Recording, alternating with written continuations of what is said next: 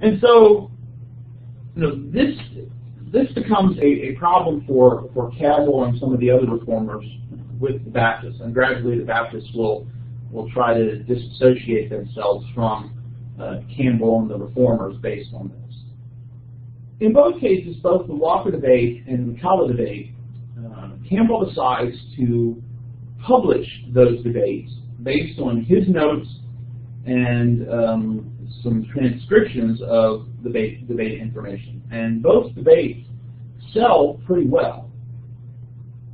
And so where he had been focused on the spoken word, preaching, debate, now Campbell begins to see, maybe I need to focus on the written word as well. And so this will lead him to a variety of attempts to use writing as a means to spread his views on Reformation. Now, this actually isn't the first time Alexander has been writing something. In the 1810s, Campbell had published a couple of essays in the local Washington, Pennsylvania newspaper known as The Reporter. The first set of essays he had written under an assumed name. He didn't use his name, but instead signed his letters Clorinda, which was a female name. So he presents himself as a female author. And most of the essays under the Clorinda name were focused on social parties and other gatherings of young adults in Washington, Pennsylvania. And so a lot of it was focused on societal things, not technically, and not to any great extent, religious things. Shortly after that, he writes another set of essays using the name Bonus Homo, or Good Man, about some events that had taken place at the nearby Washington College, which was a Presbyterian seminary. And so Campbell kind of, through satire, condemned some of the things that had taken place there, behaviors that weren't necessarily supported by the Presbyterian Church.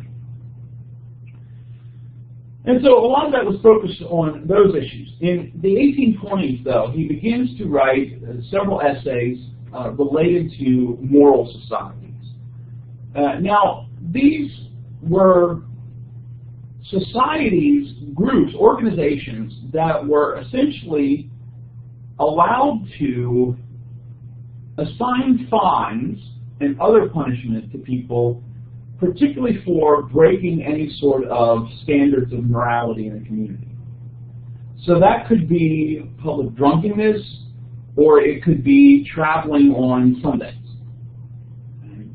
swearing in public. All these things could end up with you getting fined by one of these moral societies. Now, remember, they moved to Virginia back in the 1810s. But eventually, Thomas Campbell and his wife, and etc., they had moved back to western Pennsylvania, while Alexander had stayed in Virginia with his family. And particularly troubling were these moral societies. In 1815, for example, the Reporter, which was this newspaper in western Pennsylvania, published the Constitution for the Washington Moral Society, which was the focus of it was the suppression of vice and immorality. Members essentially acted as watchdogs for the community and were supposed to report to the proper officers any individuals known to be guilty of profane swearing, Sabbath breaking, intoxication, unlawful gaming, keeping a disorderly public house, what we might call a bar or tavern, or any other act of immorality punishable by the laws of this commonwealth. So Campbell, is really concerned because of this, again, attempt to enforce morality. And so he begins writing a series of essays in the Reporter. Again, the papers in Pennsylvania, Campbell's living in Virginia. And he adopts the pen name Candidus. Candidus was a name that had been used by Sam Adams during the Revolutionary period. As various of the revolutionary founders used a variety of pen names. In particular, Campbell kind of sees himself supporting liberty just like Samuel Adams and those other founders were. Particularly, he wants to see religious liberty, the separation of church and state. So, what he argues in the Candidus essays is that the moral societies were not actually concerned about morality. It was a concern to make people pay. And so he writes that these societies existed to make the moral wretches pay well for their immoralities, and when in these hard times it costs them more to live immorally than morally, they will become moral as a cheaper way of living. When they pay dear for their sins, they will, from principles of avarice, become morally correct. So he's using satire, but essentially he's arguing, right, that morality, that what they're trying to do to create morality is not convince people, persuade them of the truth or persuade them of the moral way of living, but instead, charge them into living morally, so that it would be cheaper for me to live morally than to live immorally, so I'm going to live morally. In addition, he also claimed that the money from these fines was to go for educating young men to go into the ministry. And so again, satirically he says, go on ye profane, the more you sin, the more preachers we shall have. Right? So it's better for society that they be immoral. Again, this is satirical. Right? He's trying to point out the futility of this. Right? So it's actually better, because the more people sin, the more fines can be charged, the more preachers can be educated. Ultimately, Campbell sees these moral societies as being against evangelical Christianity, against the Constitution, and against reason. That instead, what should be encouraged is not moral watchdogs who charge people fines, but instead separation of church and state. So they are anti-Christian because and this is a quote, if moral societies are composed of Christians and non-Christians, if they claim jurisdiction over things civil, moral, and religious, they are anti-Christian, because they are involved. They involve Christians and non-Christians. So how can it be a Christian organization if there are non-Christians involved in it? How can it be a Christian organization if it's trying to, if it has influence and not influence, but if it has authority in society, authority in religious matters? But if they are all Christians, they are prohibited from the exercise of any power over them that are not members of churches by the express law of Christ. So these moral societies are anti-Christian in that they're trying to enforce things on people who are not Christians. And if they are even a Christian church, and the offenders profess Christians, it is anti-scriptural for them to punish them by any civil pains. Right? So if this were just a church that's being talked about, you shouldn't be using the civil government to charge fines on Christians. That instead, it would be that the church should punish through discipline, not use the government to charge people fines. So they're anti-Christian because they're going about this in the wrong way. They're anti-constitutional because of breaking the First Amendment, and there was also the Constitution of the state of Pennsylvania has some language similar to the First Amendment. The observance of any any day in a religious matter, wrote Campbell, is exclusively a right of conscience. And as such, the non-observance of it cannot be constitutionally censured and punished by civil law, in any shape or form whatsoever. And so the moral society is against what the Constitution says. So this approach is essentially trying to lay out a separation of church and state. Particularly problematic, of course, is that there are other people in Pennsylvania than Christians. Should they not have religious liberty to observe their own practices?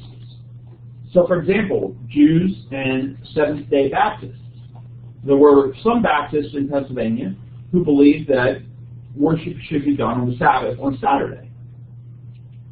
So Campbell argued, here you have this situation where you are going to enforce on them some things that are against their religious views. So how can this be appropriate from the standpoint of the Constitution?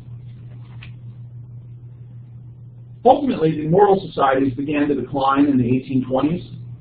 I'm not saying Campbell's responsible for that, but he is one of the people involved in trying to decrease these societies that tried to enforce morality. It appears that public support for the moral societies in the city of Washington, Pennsylvania, began to dwindle after a court case which levied fines against members of the Moral Society of West Middleton, who had stopped a man who was traveling on Sunday to return to his sick wife. So he's trying to get home because his wife is sick. But he's traveling on Sunday, and that's against the law, and so this group, this moral society, levied these fines. The court threw them out and then fined the moral society people. And so that's probably what led to the decline in western Pennsylvania. But Campbell begins to see that here are opportunities to reach people through the written word and not just through the spoken word. So he starts his own journal in 1823 called Christian Baptist. The tenor of Christian Baptist is very combative. Campbell certainly opens the journal to the expression of all sorts of opinions. Anybody that wanted to write him a letter, opposed to a particular belief he had, he would print. And he would print, clippings from other periodicals and newspapers about presenting other people's views. But then he would also respond to this, and often attacking them. Particularly, a key target was the clergy, often were a very key target, as well as the evils of sectarianism, denominationalism, we might call it, the development of these different groups within Christianity. It's during this run that Campbell begins to shift from talking more about Reformation to talking about Restoration. And so Christian Baptist is where those articles that Restoration of the Ancient Order of Things originally appears in this first run, which, again, remind you, don't forget the second of those essays is due this Friday. So don't forget that that's coming up. But the focus in this is much more on restoration. Just one quick question. Who the group that you mentioned that felt Sunday was the appropriate day of was that a particular group? Well, the Sabbath day, Saturday, there's a group of Seventh-day Baptists. Oh, the Seventh-day Baptists. And then, of course, there were Jews in Pennsylvania as well that would have worshipped on Saturday and would have looked at Sunday as a day that they could do work, but then they're prohibited by law. Okay, so the Seventh-day Baptists is like the Seventh-day Baptists. Yeah, it's an earlier group. It never really becomes that large, and there's not a direct connection between the Seventh-day Baptists and the Seventh-day Adventists. No. But there were groups prior to the Seventh-day Adventists that believed, as Christians, the Saturday was the day of worship. Okay, so I never knew it was the Seventh-day Baptist. Yeah, it was like it was never a big group. I'm not sure if there are any around anymore, but at the time there were some. And they believed that the worship day was Saturday. Worship day was Saturday, and so you could, Sunday was another day of the week. So but that essentially meant that eliminated 2 days for them because they couldn't do any work on Saturday, and then legally they weren't allowed to do any work on Sunday. And just one thing, the Jews back in the Bible, they worship on Saturday. Yes. Okay. Yeah, and so the Sabbath. I mean, there was a time in the 18th century where a progressive form of Judaism known as Reform Judaism had moved from Saturday to Sunday. But it didn't really last that long. Eventually they kind of moved back to observing the Sabbath again. But Jews have traditionally observed the Sabbath as Saturday, which is what it would have been. The seventh day would have been Saturday. So, okay. With respect to the Christian Baptists, there wasn't only articles about religious things. Campbell would include poetry, and some of the earliest writings we have of Campbell, public writings, are poetry, not religious. There's 3 poems, excuse me, that he had published in the Washington Reporter, which is where the Candidus essays appear. But this is back in 1810, I believe, is when he produced those poems. So there would be poems, there would be just kind of reminiscences, and thinking about early life or memories, news reports. When Campbell would go on tour and tour a variety of things, he would write about it in Christian Baptist. So it wasn't just articles attacking people or defending his version of Christianity, but there was also other types of literature in there as well.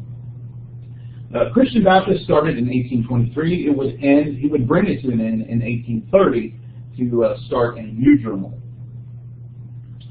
In 1825, Campbell would publish a translation of the Bible known as the Living Oracles. It had actually been developed by some Scottish scholars, but they were unable to really get it published in the United States. And so Campbell picks that up and publishes it.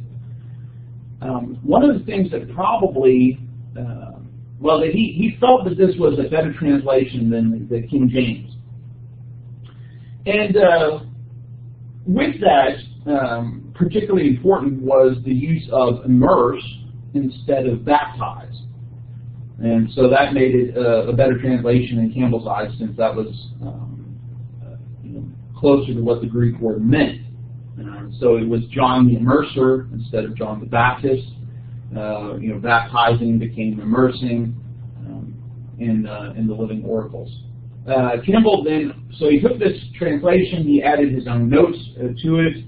The translation also got rid of things like using thee and thou for God, when people were talking to God, instead just using the word you, which realistically, essentially that's what it was. When the King James used the word thou or thee, it wasn't because they were necessarily being particularly religious. It was thou and thee were the singular form of the word you.